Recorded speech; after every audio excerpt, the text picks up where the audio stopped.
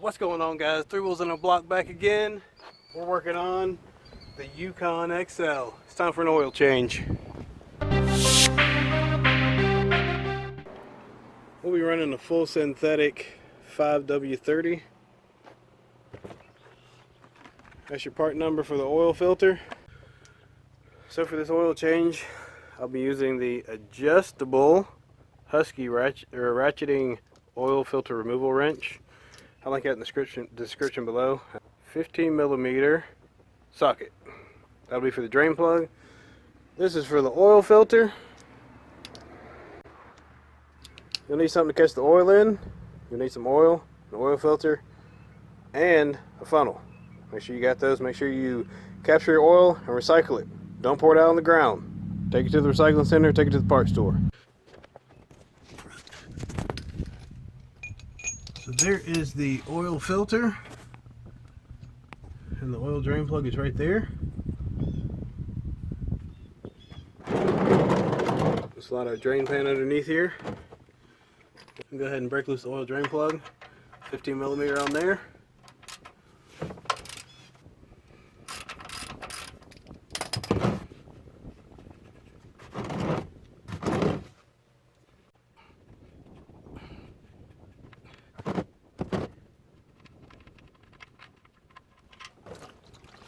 Oh, right in the face.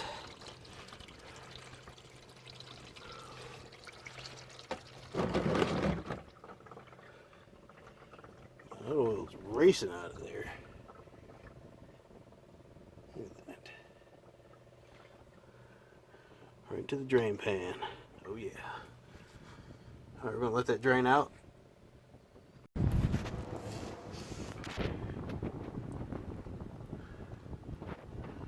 Last few drips out of there.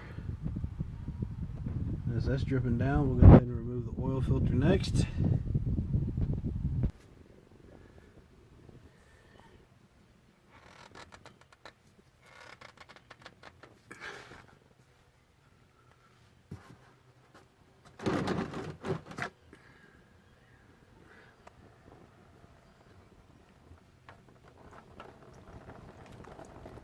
Oh yeah, that's hot.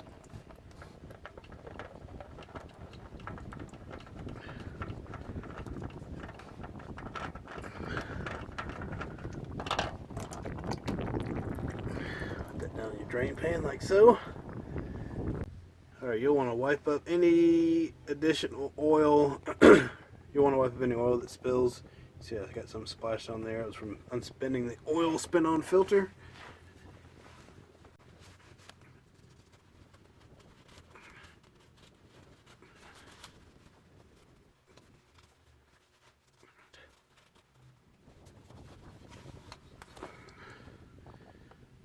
Alright.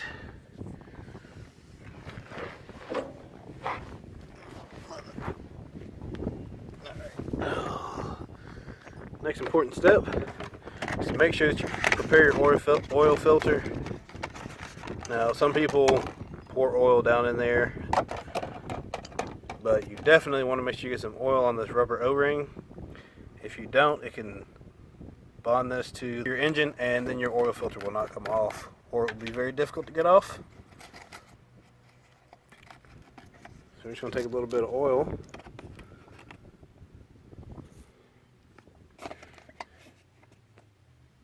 Place it on the top of the filter like so.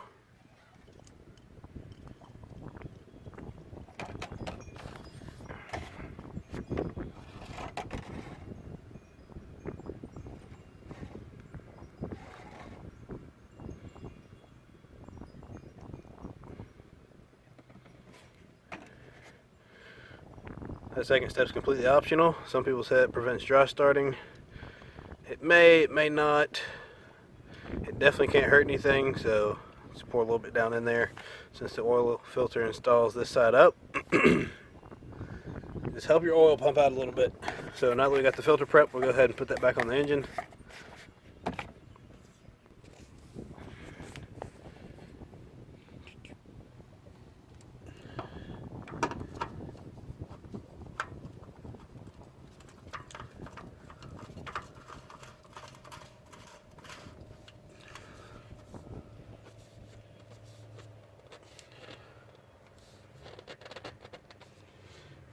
Just want to get her hand tight.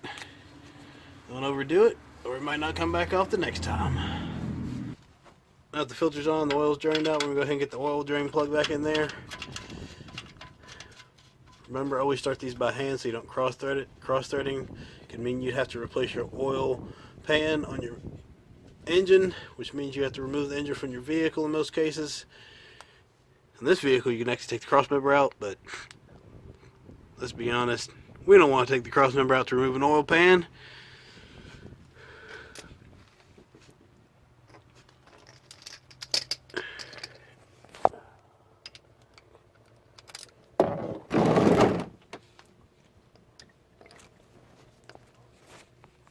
Alright, now that the oil drain plug's in place, we're going to take our 15mm and tighten it up.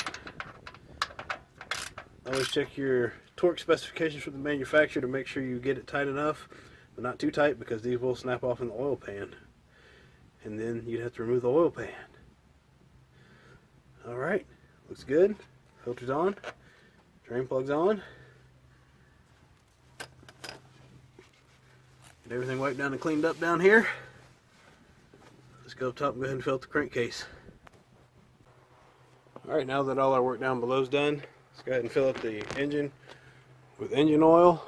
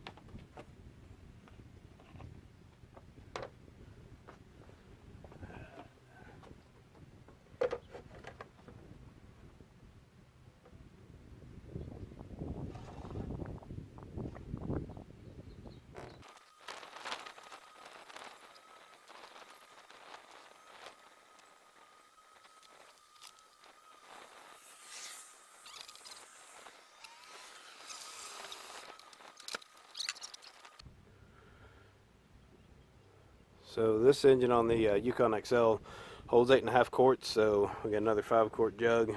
We're gonna get up to the correct operating range, so just be prepared. One 5-quart jug is not going to take care of your oil change. You need to make sure you got a little backup. I recommend just getting 2 5-quart jugs because then you'll have extra for your next oil change.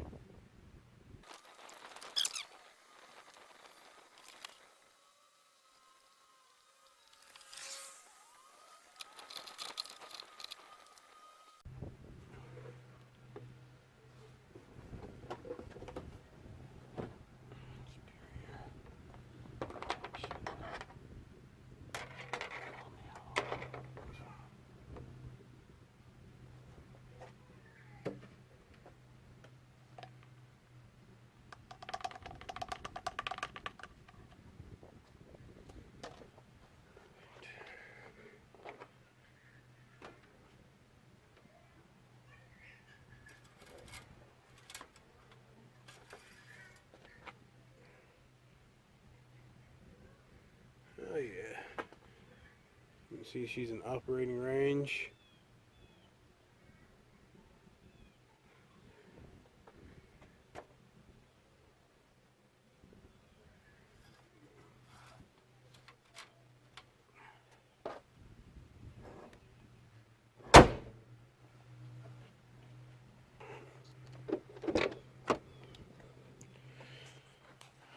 Alright, last thing for us to do is reset the oil monitor.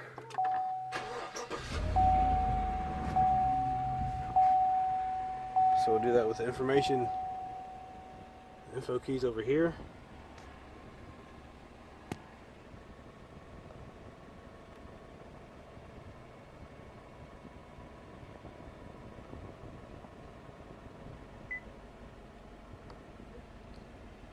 Scroll to the oil life monitor, hold the check mark. That's at 100%. Alright, thank you guys for watching this video. If you found it helpful, leave me a like below. Leave me a comment if you think it's something that I missed, or if you've done this oil change, and we'll see you on the next one.